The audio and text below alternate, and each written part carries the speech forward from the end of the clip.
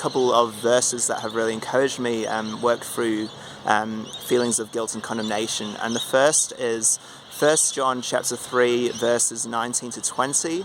And it says, now this is how we set our hearts at rest in God's presence. For whenever our hearts condemn us, God is greater than our hearts and he knows all things. And whenever our heart does not condemn us, we have confidence before God. And so, so I find these verses really have been very impactful for my life, and for specifically with overcoming guilt and condemnation.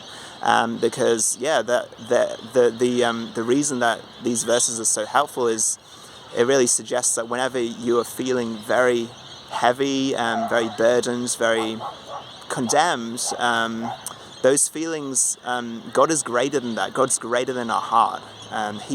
He sees greater than what even your heart is seeing in that moment.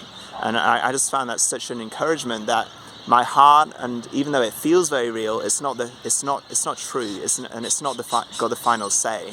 God's got the final say over my heart. And so that's why Paul says, I do not even judge myself, for it is God who judges. And so if you are facing any feelings of condemnation today, then I would ask that you really meditate on these verses, and